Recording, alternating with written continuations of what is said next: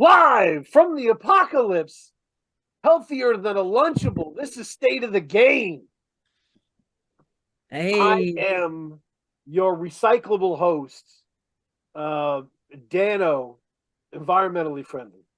And I am here with my co-host every week, who goes to the strip club, but only to explain his favorite plot lines from Dairy Girls on Netflix. We talk to strippers about Dairy. Still don't get it either. Hey Diggy, thank you for being here. Whew. We're doing it. We're doing it every week. And I called this shot. I've been talking about Jamee Cornelia, our guest, since this album dropped, Art School Dropout. I have been repping. So I finally got Jamee here to talk about, and I love the album, but when I dug into the previous albums, ooh, it's a story. It's a real story, Kay. So I'm excited to talk to Jamee about that story and about how those albums felt to me hearing them, and if that has any basis in real life. So okay, let's see. here, because I've been running for Music Empire since 2011, like following all kinds of careers, watching people grow and develop, and listening to the first albums. I don't take shit seriously, right? And the second album was Big Homie, and this is Art School Dropout. Okay, I think for me, how it sounded was, I don't take shit seriously. I don't take this life shit. Yeah, it's really like, I don't take this life shit seriously, but I'll let people give me their own interpretation for real, because I was in a different place. I'm not gonna lie, if the album title has too many words in it, my mind is gone after. Yeah, I feel it. But that album it's like 8 songs. The cover has a lot of color on it. It's all energy. It's all foot in the door.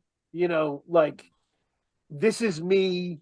A loud declaration that you should do when you're young. When you're young, have fun. Put your foot in the door. I love that kind of project, and it also sets the stage for something that was in my head. The last song was Blood on. I'm gonna remember. Of the Lamb. Blood of the Lamb. Wow, yeah, that's crazy. It has a very sinister 1017 Brick Squad feel to it. Hey, that's what's up. And that is something that creeps in now and then in the world of Jamee Cornelia. There's a dark turn up that I really enjoy. But that's that album. Big Homie is the second album, and to me, this album reminds me of being 28. You were likely not 28 when you wrote that, but when I was 28 years old, what happened was I looked around and said, I have too many fucking people around. Too many fucking people. And you need to go, you can stay. And I just started like line item vetoing people from my life. And that's what Big Homie sounds like to me. Yeah. That's where you're taking accountability of the whole area. Like, this needs to be in better shape than it is. It's dark. There's dark, like, string sections to it. There's just moods to it. Like, even Husky's on Big Homie, right? Husky is like a sexy song, but it's an angry sounding sexy song. It's not. That's funny. It's not. It's not the sexy song that you usually hear on the radio. It's like foreboding. Yeah. And this album, Art School Dropout, feels to me like when you stop going from a singular narrative to all the colors. And you get the softer, introspective, personal songs. You get the like trapped out, crazy posse tracks that are fun. You get everything, Does that arc make any sense, or did I mischaracterize? It's crazy you say that because I feel like as a creative, you can't. Well, I mean, I can't speak for everybody, but like everything I make is kind of like, yes, I just make stuff that I need at the time. So that's like kind of where I was at in each album. So it's like, I don't take this life shit seriously. It was definitely like pre-pandemic is how I explain to people. So it was pre-pandemic. It was like around the time, because I dropped like tapes and like stuff like that before. Because technically my first album ever was a Voyager. And that was like strictly on SoundCloud. I was like when I first met Wino Willie, and I was more so trying to figure out what the fuck I was doing. But but like I don't take this life shit seriously. I consider it my first project because it was the first time I had made things strategically. So it was the first time I was like a fully solo artist. It was the first time I was like really getting bigger shows, and I started believing in myself. I was performing at like just like really big I had figured out my niche. I had figured out how to book like Dragon Con, AWA. I figured out how to book like Pride festivals and like things like that. So a lot of that project was like made for the stage, because pre-pandemic, the way I was catching people was in real life. Like I could talk to you online, but when you linked up with like when you booked me, it was an experience because I would bring all my people with me. We would, you know what I'm saying, we'd turn up. I'll link up. I did a thing where I would have like all like my supporters pregame literally at my house, which is crazy to think about now. But like back then, we'll all link up at my apartment pregame and then like mob there. And that would make other people want to book me because I'm bringing people. We're turning up. You know, so I'm bringing a party with me. So like, I don't take this life shit seriously. It was supposed to be like kind of like the juxtaposition of like having fun, living life, going crazy. I was like young too when I made that. I can't think of what age I was, but I was like young when I made that one, like probably like 22. Yeah, like 22, 21. And yeah, 2018. Yeah, so probably like yeah. What is time? But, so like probably like 23. But I was like, you know, just lit, turn up. But I also was like, me and my friends were also very like eclectic people. So we're not just lit, right? Like like my best friend went to Georgia Tech for mechanical engineering. Like we are really smart, you know, like we do shrooms and talk about deep shit, you know what I'm saying? So it was just like I was in this like Alan Watts phase, and Alan Watts is like a philosopher that talks a lot about not taking life seriously. Like we live in a simulation, life is what you make it. So like that's kind of the energy I was in. I don't take this life shit seriously because I would always tell people like, oh, I don't take it seriously because we don't make it out alive. Like we're not making it out of life alive. We might as well just do what you want to do. Big Homie, I kind of consider that my quarantine album. I also consider that like the album I made for me, because quarantine was an interesting time for me. Like I went into quarantine, 24, 25? I think it was like 24, 25. And then I came out 26, 27. So it's like, I feel like I missed a part of my own personal maturity because I was like, you know, we were all locked in, and I had to like, I went through it really bad. I was going to quit like mute because everything that I was so used to making, like I was at this point, I'm getting booked for like money. You know what I'm saying? Like it's paying my bills. We moved out west, me and my now wife, but at the time girlfriend. We moved out west because I was making more money out west for like shows and like all this stuff. And I'm like, yeah, we're gonna come out here. I'm gonna find the agent. I'm gonna find this. We're gonna do this. Everything's working out. And then the first 3 months of us moving out west, the pandemic happened. So like I feel like the rug was like pulled from under me, and I just couldn't sustain everything that we had like planned that we thought was gonna work didn't work, and I had to like, and I realized a lot about the people around me too. You know what I'm saying? I realized that a lot of people around me, no disrespect to my friends, because like everybody who made it through that with me is still with me, you know what I'm saying? But I just realized how many people weren't really there for me. They were there because they needed me. Like, if I do this, then you get that. You know what I mean? It was a lot of transactional friendships, and I felt myself kind of like getting lost in the sauce. It's like, you know what I'm saying? Gucci said, don't get lost in the sauce. So I felt myself getting lost in the sauce, and I had to like realign with like, okay, what are we doing any of this for? You know? So that's why I feel like, and I always tell people, which is crazy, you say what you said about like Art School Dropout feeling like it's for like not a singular point. Because I always tell people like Big Homie was the point where I accepted getting older and knowing what I want. So I always tell people Big Homie's for me. Right. And Art School Dropout is for the dropouts. That's for everybody. And I'll call like my supporters or like people who roll me to dropouts, because we drop out of societal norms and we do what the fuck we want. You know what I'm saying? So Art School Dropout, I like made with everybody who supports me in mind, like everybody, like in every way of the word, like considering like, okay, my hip hop heads, because like I'm a rapper at the end of the day. Like I love, like, I mean, my first favorite rapper was Lupe Fiasco.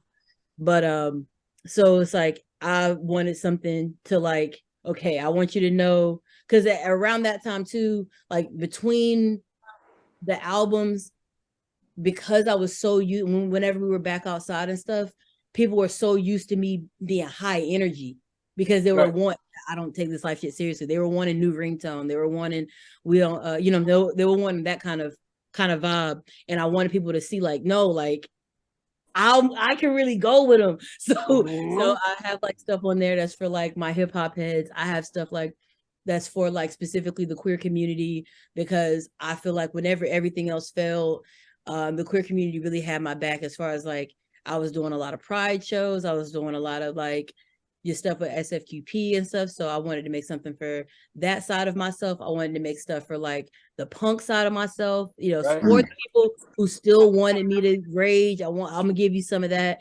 But like all in all, I wanted to have stuff for like each side. I wanted stuff for like grown, like, you know what I'm saying, my adult self, like smooth, you know what I'm saying, like vibey type. So I was listening to a lot of Larry June too. And I feel like what I love about Larry is that like I can play Larry June for like me, my younger brother, and my grandma.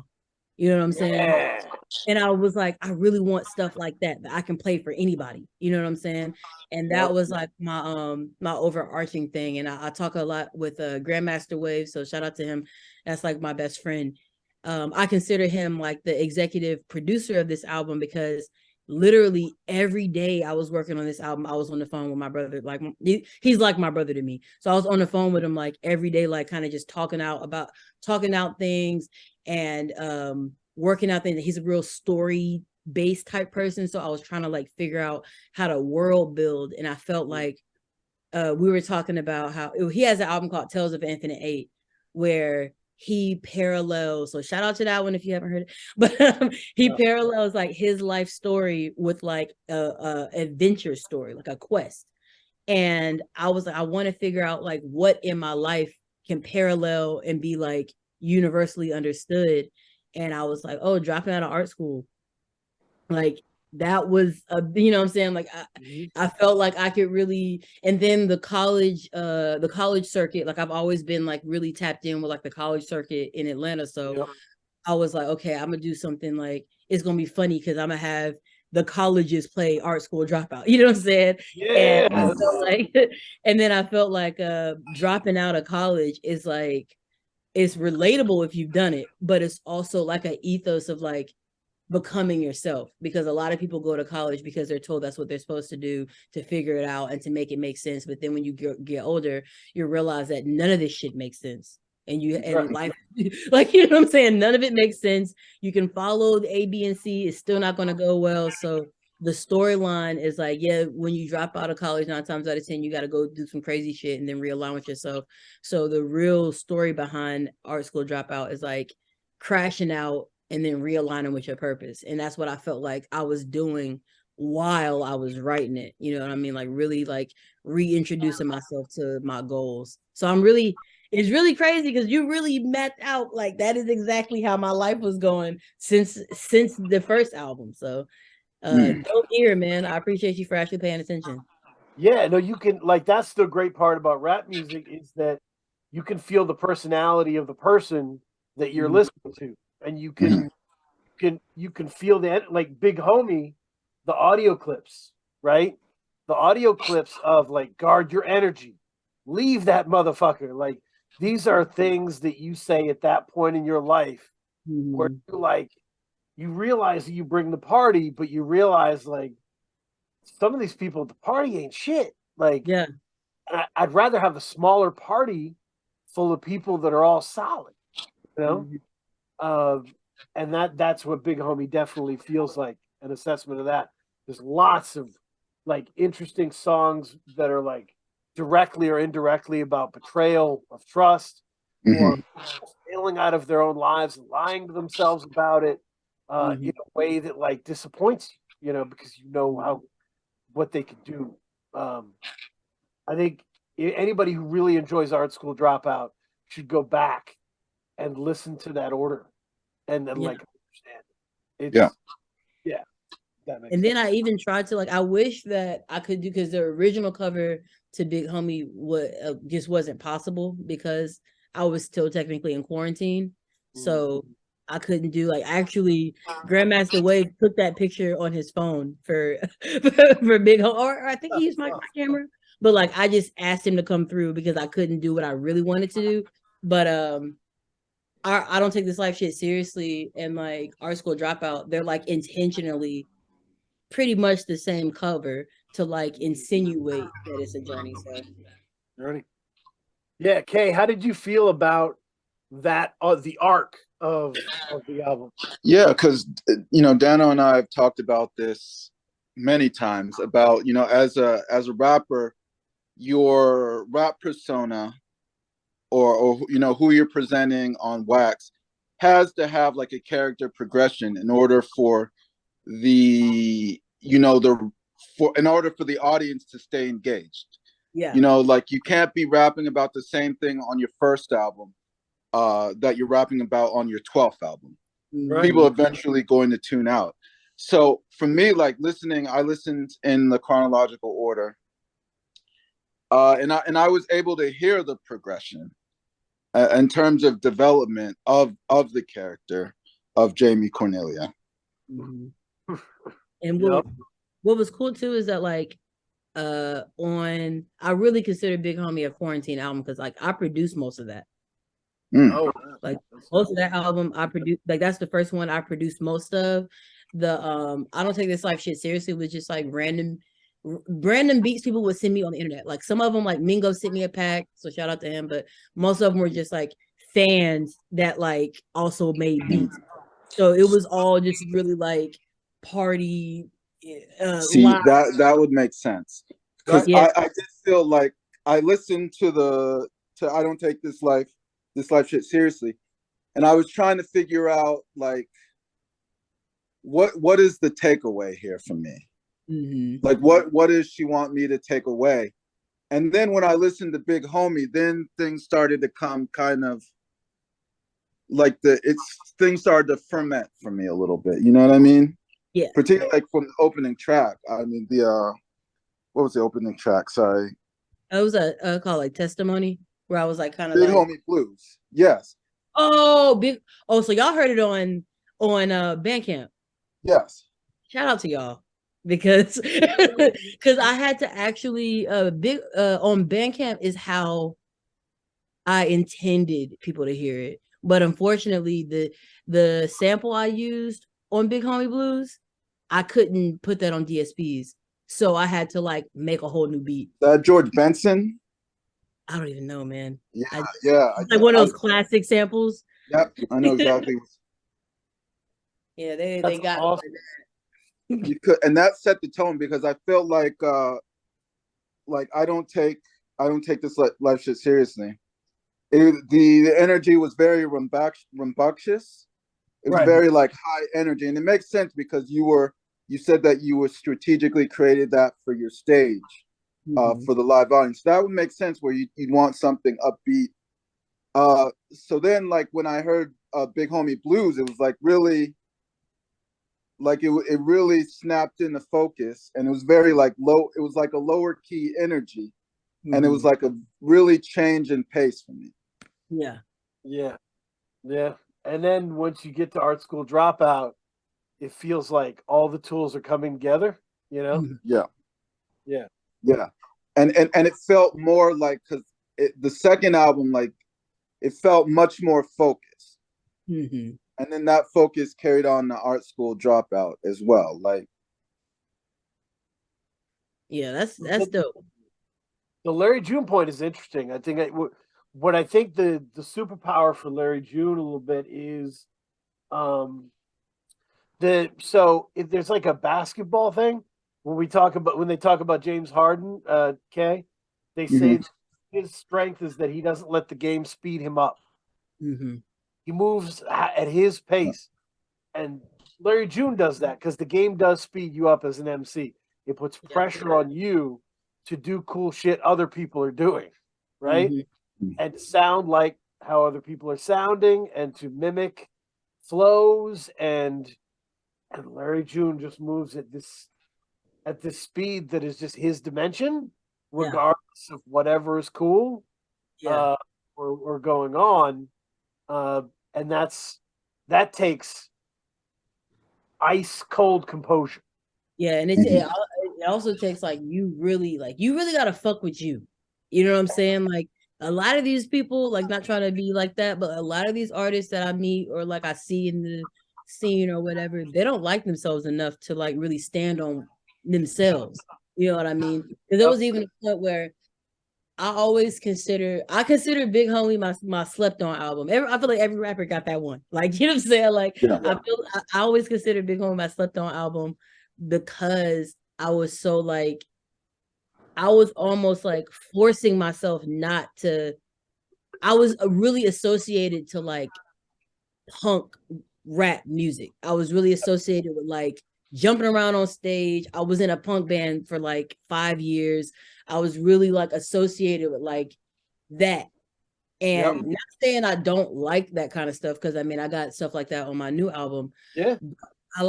I really, really, really wanted people to see that wasn't like, I'm not trying to have a thing. And you know what I'm saying? I'm not trying to have a niche. I'm not trying, I know that like, and I love Rico Nasty. I love BK the Ruler. I love everybody that's doing that kind of thing right now. Or like that set the tone for that. Like I love that kind of stuff, but that's like not all of me. And I feel like rappers feel like they have to have, okay, I have to have a niche so that people can see. And then whenever that thing is popular, I can be the first one to do. I'm not interested in being the first one to do this. I'm just interested in expressing myself, representing who I am, so other people like me can see themselves and like tell my story, because I feel like if we don't tell our stories, then other people tell our stories, and it's not always going to be the way we want it to express, you know. And then checking out people like Larry June, really the two artists that really made me want to like lock into what I'm trying to say is Larry June and Jid. I feel like those two artists like really do a really good job at saying exactly like, this is me. People have their like differentiating opinions on like their music or whatever, but like I just really like the way them to execute themselves in their own worlds, and I really wanted to like figure out how to do that without like sounding like them. You know what I'm saying? Like I wasn't trying to be like, okay, I'm about to be a pimp now. Like y'all got, you know, you got that, bro. But like I just really appreciated like his aesthetic is his sound is his, and like he has music that I can play for like a universal amount of people, and the world building that comes with that, because that's my thing now. Like now I'm trying to work on like world building and how to make everything connect and grow within each other. Yeah, no. Shout out to Larry June, who in an interview, I don't know if you can find it, said, like, they were like, do you have any advice for people? And he said, he looked at the camera and said, don't waste your money on unnecessary shit. Always have clean underwear. I actually remember that. I know exactly. It was like sitting outside. It was like after the performance. Yeah. And I was like, that's a one of a kind mind. You know, I love this individual. But Art School Dropout is a really good umbrella for all of these kinds of sounds, right? Yeah. And the Lupe thing is an interesting point, okay, because as you know, I've had a complex relationship with Lupe over the years. But revisiting his stuff, I was like, we were always talking about how fancy Lupe was and how smart he was, but this music is fun as shit. Yeah. Like, hooks are great, the beats are opulent. Like, Lupe was not underground. Like, period. That's not like he was hooky, he was catchy, he was fun. Right. So, like, Lupe could have been on the Run It Up remix and been fine. You know? Especially food and liquor, Lupe. The Cool, actually. People don't talk about the Cool enough. that was like my favorite album for a very long time. The thing with him is he knew how good he was too. Yep. Yeah. That's the thing that people didn't like. Like he wasn't like humble. Like, no, I shouldn't say he wasn't humble about it, but he knew, and he was sure to remind people of how talented he was.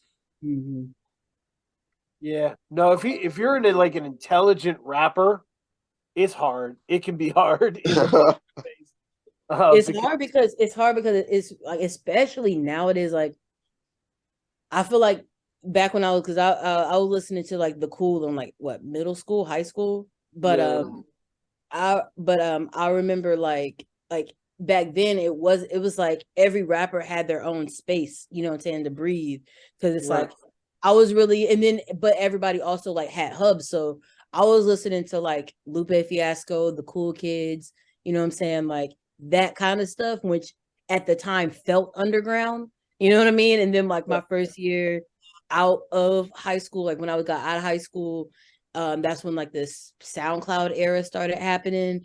And like, you know, you had all these like a bunch of different pockets of like sounds and stuff.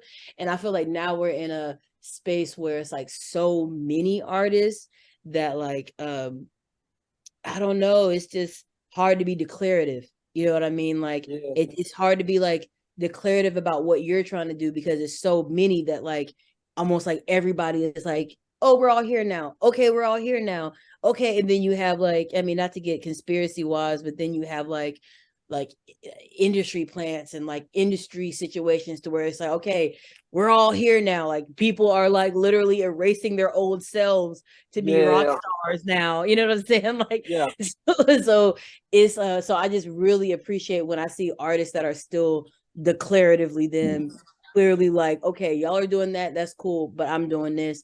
And I feel like it's enough room for everybody. And I think sometimes with it being that many people, we forget that we don't all have to fight for the same, we don't have to fight for that. And then too, like I talk about this a lot too with my friends, rap is almost like the only genre that really does that to each other. And because I can listen to rock and I can listen to like 12 different bands that sound like Nirvana and no one will care. But like if I listen to 12 different artists that sound like Kendrick, like, man, this motherfucker sound like Kendrick. He trying to sound like Kendrick. You know what I'm saying? So it's just like a weird, like nuanced thing for me where I just decided not to give a fuck and to make my shit and then let people decide what they're going to do with it. I don't know if I don't think I mean, great points all the way around. It's there's a lot. I think the audience is better nowadays at letting artists kind of turn to them and say, trust me, you know, this is a new direction, trust me, and more conscious of their own hangups as fans. Because like what happened definitely in the Lupe days was like, if a rapper came out and was like, I murder lots of people, we'd be like, I have no idea, but I believe you. Yeah. You know, I'll take your word for it. But if the rapper came out and was like, I'm smart, we'd be like, prove it. You know? And it was a weird thing, and I don't think we examined it enough of like, why are we so hostile at these people who are not like we never look at a gangster rapper and go, he's kind of gruff in interviews. But we do that to rappers who are trying to kick any sort of message. And like then to how you said that like Lupe was actually fun. It's crazy that we even had that thought process, because it's like you can be smart, and I think Jid does a really good job at that. Like I went to the Jid and Smino concert before I came back out here, and I was thinking about that. I was like, Jid's actually like a genius, because his stuff is really about something, especially if you like live on the east side, like you know what I'm saying, you really experience the stuff that he's making music about. I got the chance to meet him at the concert, and that's like what I told him. I was like, bro, Cody Blue 31 is literally, it sounds like East Atlanta. Like I don't know how to explain it, but like it sounds exactly like Latonia. Like how like Latonia looks. And like, but he was like, yeah, because you get it. You know what I'm saying? And I don't know, like back in the Lupe days, it was almost like you had to pick, like that thing I was saying before, like you had to pick, like, are you gonna be on some trap shit? Are you gonna be on some book pushing shit? Like, and there's no way to be both, you know, like there's no way you can be like from the block but also smart. But like if you look at real life, like I mean, my best friend was, I mean, he talks about it a lot too, so I'm sure I'm not like dry snitching on him, but my best friend used to break into like the complex office to steal the computers, take them home, and put Pokemon mods on them. You know what I'm saying? Like, you know, they some nerd shit. You know what I'm saying? That's awesome. So it's like it's and it loves Harry Potter, loves dragon books, all of that stuff. You know what I'm saying? So it's like duality exists amongst people, but for some reason back then we didn't really let people express their duality. And I think the power with the internet and like in being able to be independent and still having a way to sustain yourself allows us to really show like that we're able to do this and that and that and that. I think Smino does a good job at that too. Like, Smino does whatever the fuck. Like at this point, I don't even know what to call him musically, but he does whatever, and it just works because he's just being himself. But you know, T-Pain must listen to Smino and go, I could have, you know, if I had a few more years, I would have been comfortably. He being early. The bounce in his delivery reminds me of the kind of joy that we had in T-Pain for those years. But, yeah, no, Smino's awesome, and Jid is awesome. Those are great things. Yeah, it's talk to me about. I think I pointed out in the breakdown.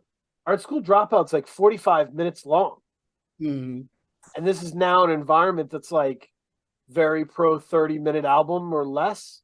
Yeah, and I've heard interesting feedback on that. Coming at you on that? Yeah, I mean, I've just had interesting conversations as to like I've had people ask me why did I make the album so long, and I was like, I don't make music in like time constraints, but my granddad, who pretty much like helped raise me while my mom was in school. Like, I mean, I still lived with my mom and all that, but he was like kind of helping my mom out because she had me early, and whenever I was young, she was still in college. So he would help me out, like help her out and take care of me. And my granddad was a DJ in the 70s. So like when I was little, I was listening to like Earth, Wind and Fire, a lot of Earth, Wind and Fire, like Parliament and the Funkadelics, and all that. And then whenever I got of age, like I want to say like high school, and I started like looking for my own music, I started listening to a lot of like bands. And I was in marching band, and my marching band we did rock themed shows. So pretty much marching band introduced me to Pink Floyd. So I'm listening to like 9-minute songs, like, you know what I'm saying, 10-minute songs. Like I listened to entire albums. But when I dropped this one, I had one friend in particular, which, you know, shout out to my boy, but I had one friend in particular, and he was like, oh, you're going like the SZA approach. And I was like, I'm not going any approach. Right. No, fuck. Yeah. The album was done here. I couldn't take any of the songs out. Like I couldn't understand. Like I took like a couple of songs out, to be honest, but it was more so on some like this song and this song are pretty much the same song. I can take that one out. Yeah. Or like, you know, but I don't even think like I don't care about it being like about people's attention span, because regardless, people are going to listen to what like people are going to do what they're going to do. You know what I'm saying? Like you can take a second if you're one of those people that only want to hear a minute of a song, or only a 30-second clip goes viral, you can take 30 seconds out of this whole thing if you'd like. I don't mind long music. I listen to full albums. I listen to discography. So Mhm. and there's still people like that. I put a poll on Twitter before, and I was like, "Are y'all still listening to albums?" And I noticed that a lot of people said they listen to albums, but commented, "Oh yeah, people aren't listening to albums." And then I was like, "Do you realize that we're assuming that?" Yeah. Because most people say that they listen to albums, but we're like assuming that people don't because it's what we're, I guess, told or made to believe. Because Yeah, it's like cranky old music writers writing stuff that they don't like about kids that are like fictional kids they don't like. You know what I mean? These I mean, kids. I think it helps that I have my brother's 19. My younger brother is 19. And I know he doesn't listen to albums because we've talked about this all the time. Because whenever he'll come over and I'll just play a whole album, and he was like, "Damn, we still listening to Eddie? Like that's great. You still playing it?" And like so I know. So I took that into consideration because like I said, with Art School Dropout, I thought about other people. Like Big Homie was for me. Art School Dropout was for my people. So I thought about it and I was like, okay, if I want to make a full album, let me make it to where if you play it, it doesn't get boring. So that's why I kind of like switch the genres up a little bit. Like, so it wouldn't feel like we're hearing the same song for 45 minutes. But yeah, all of them songs was going on that damn album because I worked hard on them shits. Yeah. Okay, the thing I love about it and how the length of it is that you end up getting like several different runs. Right? Like 13 through 15 is my like 10-17 Brick Squad section, right? Waka Flocka could be on rock. Like it would be great. Like Oh yeah, that'd be hard. That whole section, run it up. You can't stay in your seat to run it up. Like it's that whole section goes hard, but like when I went we'll talk more about it, but I was a guest on a podcast. They asked me to bring songs that I've been listening to, and the first one I wanted was City of Stars, City Full of Stars. In fact, I was like, let me get permission for that one. So that I love that song, and that's more of kind of like a pop punk feel. There's warmth in that song. There's like wonder. I think as I described, there's wonder in that song, along with the guitar. So it's not it, but then there are songs on here that are kind of that have a vengeful energy. Shadow Talk, right? Yeah. There's like that one's crazy because I did not expect people to like that one. That one almost got taken off the album, so that's crazy. It's got to be there. But this is an album full of vividly colored emotions, right? Yeah. Feel something is a definite emotion. Just as valid as Shadow Talk. So I love this album because I think it kind of has all your feelings in it somewhere. So, Kay, what did you think about the runs on this? What did you think about? I liked really the run that I really liked was Feel Something, Shadow Talk, Melodramatic, Rock, and Dizzy. So from 10 to 14. Oh yeah. I mean, actually, the whole second half of the album is really great. Yeah, and I like, noticed that too. Like people either tell me they really like it because like my best friend, he's more of a hip hop head, so he really likes the first. He said the second one, the second half, like he likes the whole album because he executive produced it with me, but he likes the whole album. But that first one is just something he says the first one he listens to casually. The second half he has to be in the mood for, and I'm like, because I feel like the second half is a little bit more moody. Yep.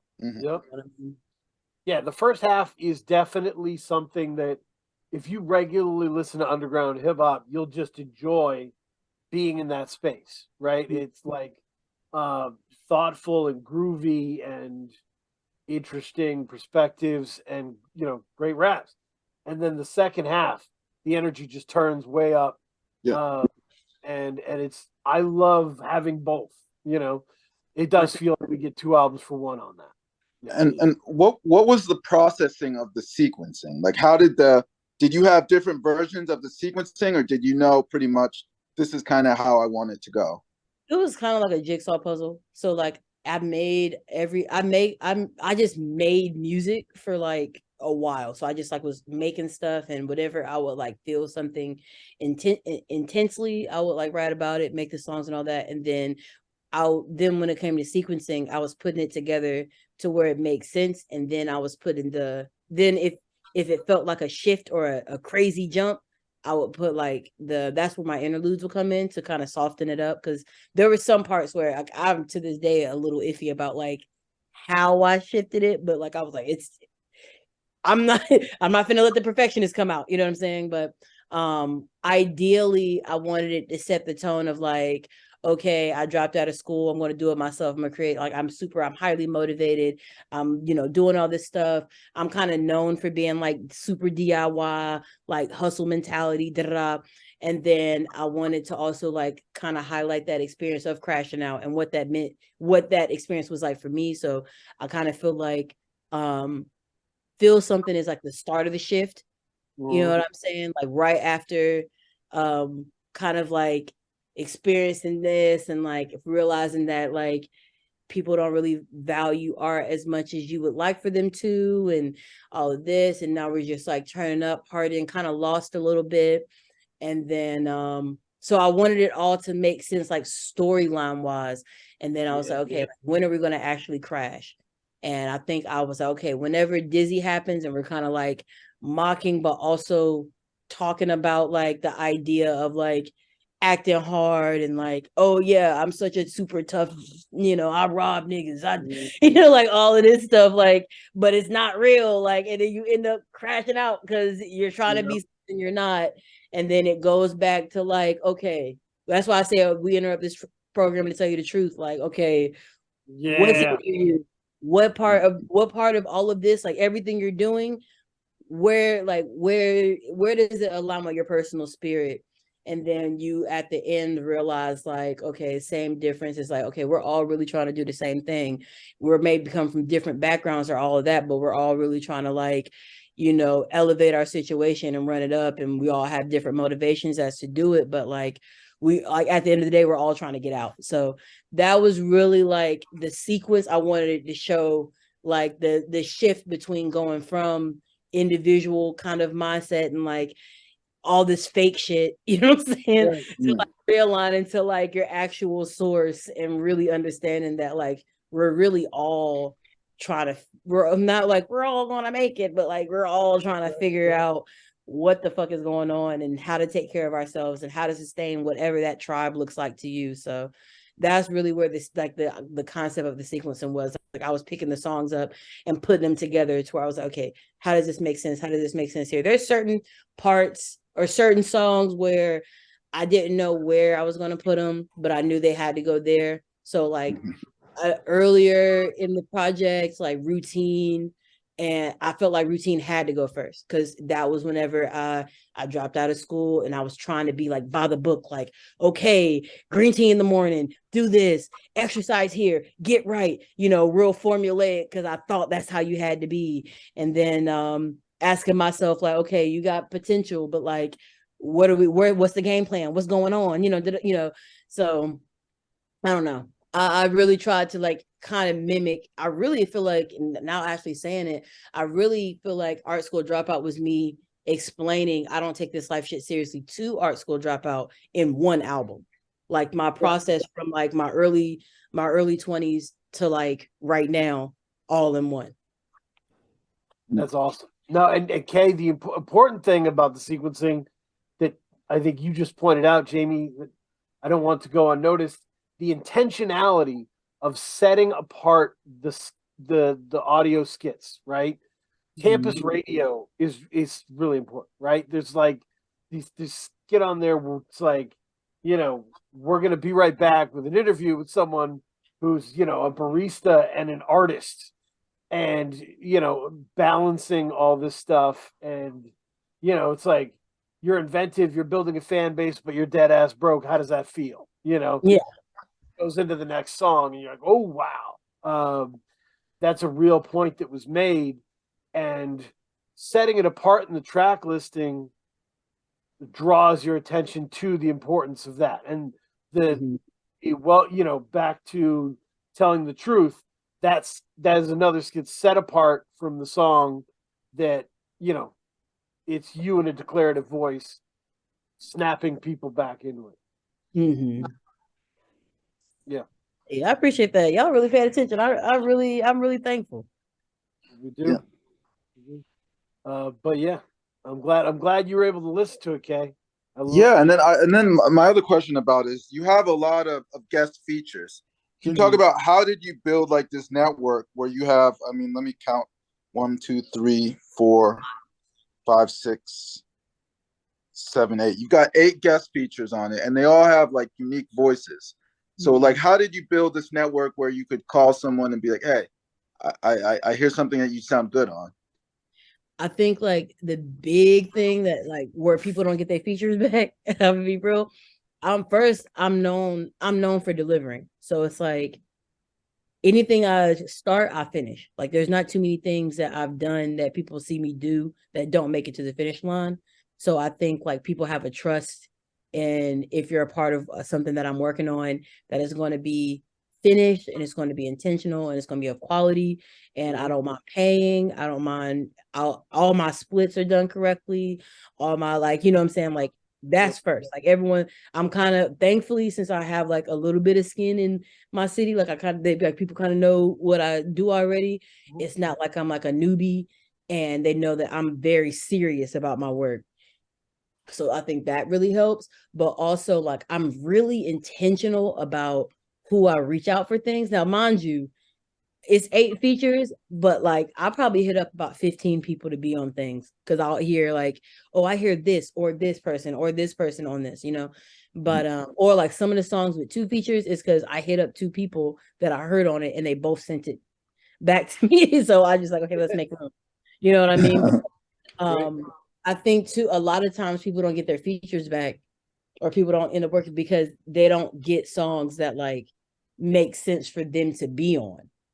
Rather it be like conceptually or like sonically, like your voice don't even sound right on this tone. So like, for example, Direct Deposit, I knew I wanted Jazzy the Rapper on that one. I knew I did. That was well, I'm not gonna lie. I sent that one to someone else too, but they were so busy they couldn't get to it. But I knew Jazzy the Rapper would work well on that one because she has a song already. Because I'm a fan of everybody too, so she has a song already that was like kind of house, like it's like I forgot what it's called, but like, let me get your number, let me get your name, let me know where you sign, let me pick, like it's real like dancey. So I was like, ooh, I got a beat that she's gonna already like. And then for Dizzy, originally I was gonna get someone else on it because I felt like Dizzy was gonna be like, I still kind of feel that way, but I felt like Dizzy was gonna be like the song. Like I was, oh yeah, this is gonna be the one everyone likes. It sounds like, it felt commercial to me, like a commercial rap song. Right. So I was trying to get like a bigger artist at first, but someone suggested me get like girls on it too. They're like, oh yeah, the girls on it because that's gonna be crazy, like that's the wave right now, but also hearing a girl on a beat like that is really cool. So I hit up Calum like Salem because she already liked the song and she heard I was looking for features because we worked out in the same studio. So she heard that song and wanted to get on it. And then Meraki A Noir, we did a feature before, and I just like her delivery and I like how gritty she is. And I felt like putting them two beside each other would be crazy because Calum's real like poppy and girly sounding, whereas Meraki A Noir sounds like a ninja that's coming for you. Like that would be like super dope to put beside each other. And then I mean, Sanko and Grandmaster Wave, I was in a rap group with them before I started doing solo stuff. So it's like almost tradition to have them on, like they're on every single album I have. So that's almost tradition for me. I just normally find what songs sound best for their voice. Satire was that was some random shit actually. Satire is like, I was a fan of his in high school and we became friends on Twitter. And he asked me for a favor. And then he was like, yeah, if you need anything, just let me know. And I was like, well, I need a feature. And he was like, hey, yo, okay, run it. Cause that's crazy. Cause he didn't think I was just going to like boldly ask for a feature. Cause he's kind of like known in like the battle rap scene. So he just looked out, honestly. I was actually just with him the other day. He works a lot with like Left Brain and shit now. So that was just a cool little look. I'm trying to think. Oh, Stones is like a psychedelic guy, so I knew that he would like that beat. And then I'm trying to think. Oh yeah, Trevi. This is another one for intentionality. So the song Potential is like specifically about like getting up and doing it yourself. Love And like Potential. and like making it happen. And not just resting on like the your talent. You know what I'm saying? Like also like doing the work. And Trevi was the only one I felt like that could get on a song like that out of all the friends I have, like respectfully, because we work the same. Like he edits his own videos, he does his own booking. He's a very DIY artist. So I felt like he would understand where I was, and he was a leader in a rap group. Like we kind of like had the same trajectory when it came to like working in a rap group and not really working out because you're pushing everybody else to work. So then you got to do your like and coming into like building the confidence to take the training wheels off and doing your own thing. Like I felt like he understood that story and he sent it back. Like he sent that back to me like within like 2 days.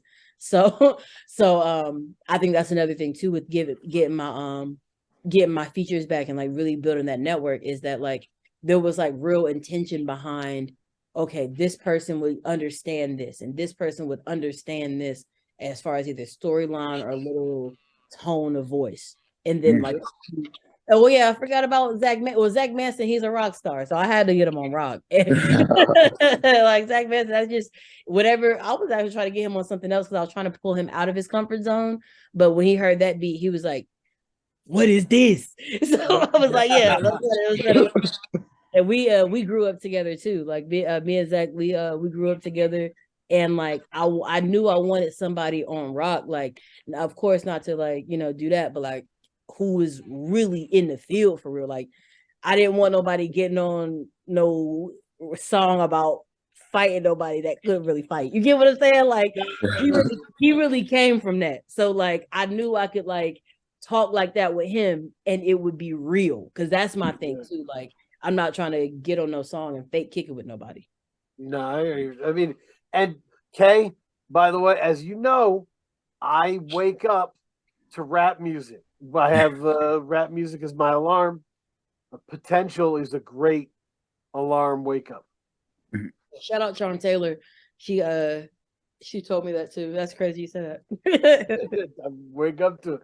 But no, that's awesome. And so Kay, think about what Jamie has told us and how unique the arc is. Even more unique than I had pictured it, just because her first album, like she said, by that time making that album, she's partying with her fans at her apartment, bringing them to the show, going to the show, and doing that for a while.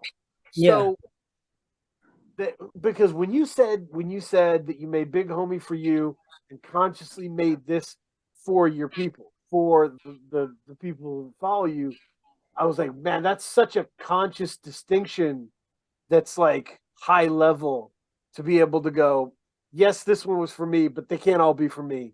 That one's this, that, like that comes from like you actually know your audience. Like, I really kick it with my people. I mean, like it's a little different now because I've been really busy, but like even shout out honestly to an artist that like really taught me that in the city. Oji Dom. So he's if you like Larry June, you would like Oji Dom. I ain't gonna hold, but not trying to do that to him because he has his own sound, but like they like kind of had that same like smooth feel.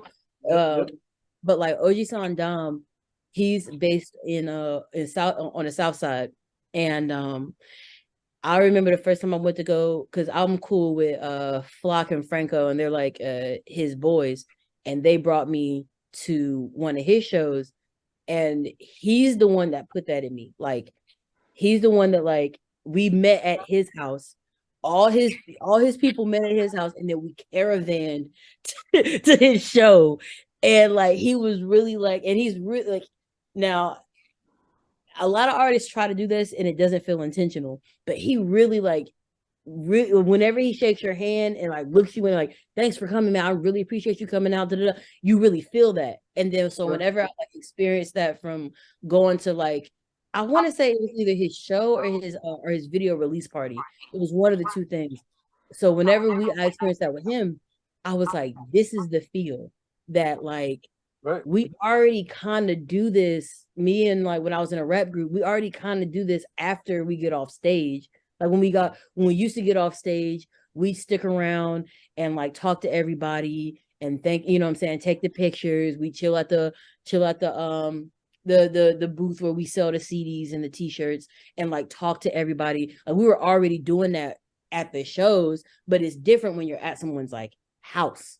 And like, you know, so he's like kind of like the first person that like really showed me how to do that.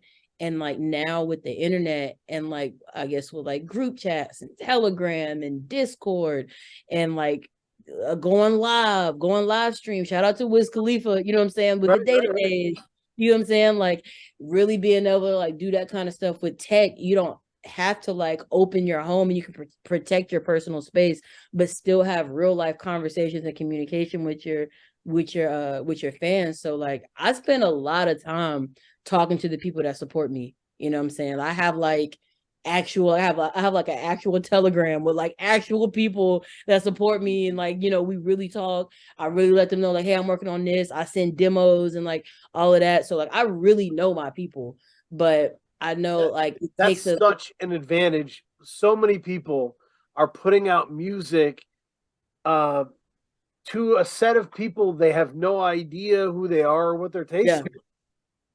You know, Russ is really good at that too. You know? Russ has a Discord where, because I'm in Russ's Discord, but Russ has a Discord where he like talks to his people too. Like you really get an advantage, and like you don't waste time like that. Like that's one thing about OG Sandam. Whenever like I started really kicking it with him, I was like he not wasting no time. His accuracy is amazing. Like when he drops something, it's exactly precision. like, yeah, it's exactly what the point is across, and his people are crazy. Like I know people who fuck with like OG Sandam who have the logo tatted on them. You know what I'm saying? Like, so it's like I was like, yeah, I'm trying to like have this kind of connection. If it takes me like 10, 20, 30 years to like go mainstream, if I never go mainstream, I just want to like know that I made a real connection with the actual people that actually care about my art. You know what I mean? Yeah. So what was the feedback that you used? Was there any feedback that you used in the making of Art School Dropout?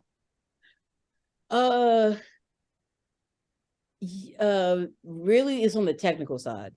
So I engineered Big Homie. I've engineered most of Art School Dropout too, actually. I engineered Big Homie. Oh, I engineered all my stuff. So there's that. But I took a big takeaway was like cleaning on the engineer side. So I spent a lot of time like making it sound clean, like working on the technical stuff. As far as like actually creating, you know what I'm saying? Like I'm gonna just do me. Hearing too many people when it comes like the art side, you'll like fuck around and not be yourself at the end of it all. Like, you know what I'm saying? All of a sudden you're just like fragments of what other people told you to do. Right. But when it comes like to the technical side, I like actually sat with like engineers that know what the fuck they're doing. And I brought my laptop and I was like, here is my session. Here's what my voice sounds like. Why does it sound like that? You know what I'm saying? Like, why is it giving this? Why is it giving that? So I like really took advice on the engineering side the most. I heard too, like, you know, you want to like I had the idea of like finding a hit. Like I had an A&R told me to like find like she told me to like make a song that could be a single. And so I took that advice and flipped it. And I was like, I want to make it to where every song could be a single in whatever pocket it fits. You know, instead of just having one hit, you know what I'm saying? Right. Yeah. That makes sense. The so by the way, was that could you spell that? Was it OG? What was the rapper you were talking about? Oh, so it's OG Sondam, but it's like pronounced kind of it's like spelled kind of crazy. I am not gonna lie. I'm gonna put a link in there for y'all. All right. Because he changed his rap name. It used to be Villamore, but he changed it. And that's like he really like my OG for real. I'm not even gonna lie. That's my boy. That's cool. Yeah. Hit me with that link. I'd be interested to check that out. But yeah, no, this is yeah. I might have put his YouTube in the chat. Cool. Drop it in. Beautiful. Okay. Okay. That's beautiful. So yeah, that makes sense. The connection you have to your audience, to your art, to your mission, to your fellow artists, all down the line, to your team, like makes this a very connected experience. It's almost the difference between like an interactive class discussion and just the professor giving the lesson. You know what I mean? You can feel this happening. Yeah, I appreciate that. Yeah. Yeah. I'm with it. So yeah. Kay, do you have anything more before we go to recommendation corner? No. As I said, we look forward to hearing what you have next and what direction you're going next.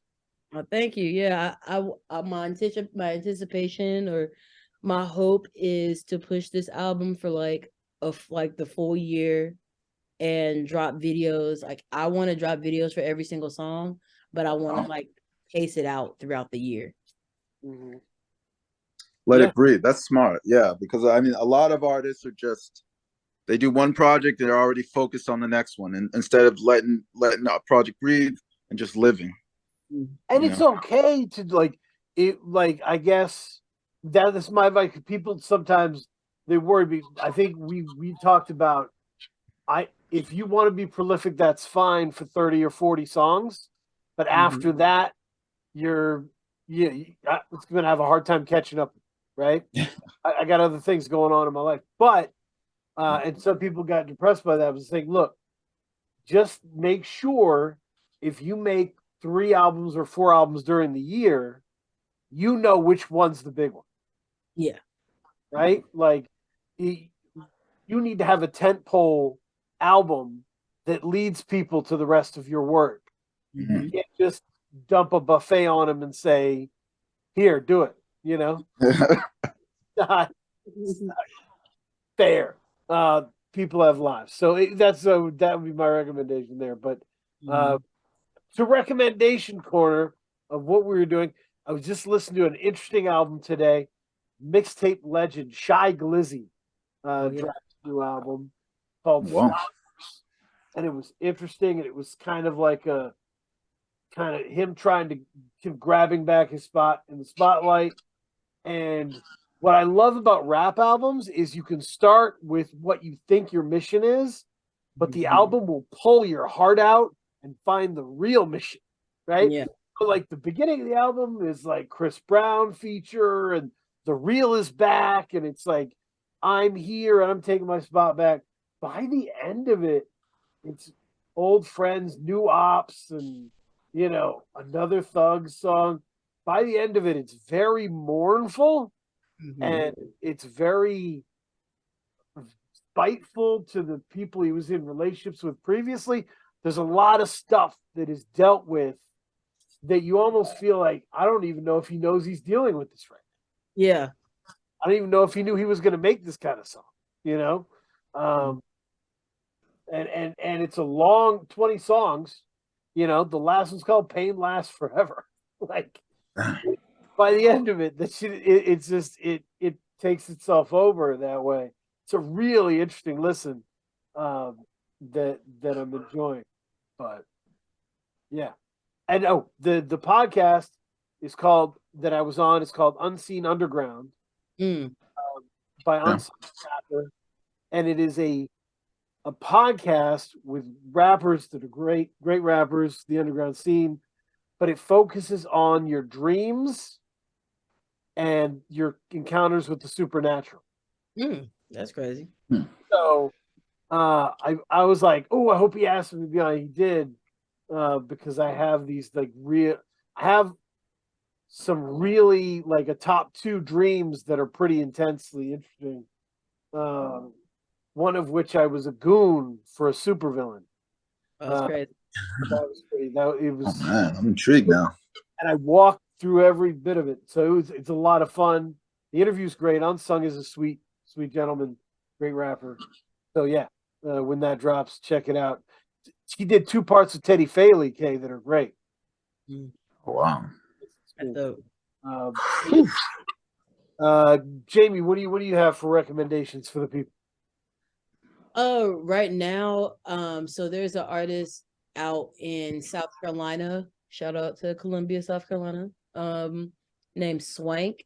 It's pronounced like it's spelled with like a dollar sign as the S W V instead of the A, then NK. But so Swank had dropped a I'm gonna say project because I don't want to put album on nobody, I don't want to put EP on nobody. But she dropped a project called Finding Swank, and I was a fan of her. I love her music. We did a show together in 2018, 2017. It was definitely pre-pandemic.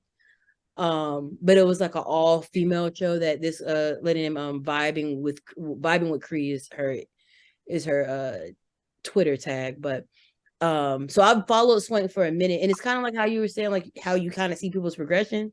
Yep. I think Finding Swank is a really dope project because it's fun and it's topical sonically, but like if you really listen to what she's talking about, I can feel her finding herself. You know what I'm saying? Like I can feel her like, and she does a really good job at talking about like manifesting and like the power of self and all that in a fun way to where it's not like lame. Right. She does a good job of that. It's some real fun songs on there, and her flows are crazy. Like the way she raps is like, to the untrained ear, it sounds like simple, but it's actually like really complex. She got a song in there called Riot that I think is really cool. She has a song called Birds that I think is cool. And I like how she relates like,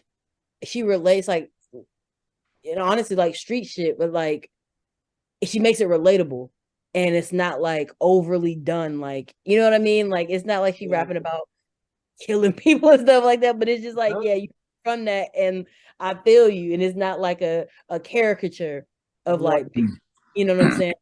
It's really she's really fire. I really want to see a full album from her because I feel like she gives us a lot of like 8-song, 6-song type projects. Yep. But I want to see what it's like with her making like a full piece. But it's been cool seeing her journey, and she just reminds me a lot of like, because she's I think like 26 right now, so she reminds me a lot of like where I was before I wrote like a full project. So it's a lot of ability there, but she's really fire. Like, and like her rollouts are always really cool. I love how low key she is. She don't really be like in the clout chasing stuff. She just drops her shit, fucks with her fans, and then goes on by her way. So like, shout out Swank. Right. But we are in a flow paradise of lots of different flows, and I think to build on the point you were saying earlier, Jamie, I think it's because of how hostile hip hop is, right? So in rock, as you said, like there'll be 6 new bands or 12 new bands that come out every year that are like just doing Led Zeppelin, you know, and rock critics will be like, that's great, we love a good Led Zeppelin, and there's no one like, no more Led Zeppelin, stop it, right? Whereas like if you come out in hip hop, like, and you sound like somebody else, everybody's after, right? So nobody wants to sound like anybody, and that pressure has made some diamonds. It really innovation. I mean, I think you've said it before. Hip hop is the most competitive, you know, music genre, popular music genre in the world. Yeah. What I said specifically, Kay, is hip hop has grown and dominated because of its hostility towards itself. Hip hop is never satisfied with itself. Whenever a trend takes over, a counter trend knocks it down so that we don't get bored, right? Whereas other genres where fans are nicer people and the music is boring. So, but yeah, Kay, what are you listening to? What are you bumming? I mean, nothing new this week. Let me see. Let me pull up and see if anything new. Let's see. No, I mean, I'm still going back to that Planet Unfaithful from last week. You did last week's show, Planet Unfaithful, Flatbush, and Roper Williams. Yep. That's the only kind of relatively new thing that I've been listening to. Yeah, it's cool. Tomorrow, AJ Suede and Televangel drop the follow-up album to the oh my gosh last year. It's gonna be, and the cover is beautiful. They are undefeated on covers. So yeah, love Suede, love that. So yeah, there's lots of good stuff, and you know, OG Sandam, I'm finding it on streaming services as 2 words, OJISAN space DOM. Yeah. So that is how I would search that if you're on whatever, Spotify, whatever you wanted to do. And I just sent the link of Swank stuff on YouTube, but y'all can find it everywhere. Oh yeah. Yep. Yeah, I'm gonna check that out. So thank you everybody for, I mean, this was awesome. Absolutely. Yeah. I will keep repping the project. I love it. So I appreciate that. I appreciate y'all for like, this was a dope interview and y'all really pay attention. I really appreciate that. So y'all keep doing what y'all doing. We will. What will tomorrow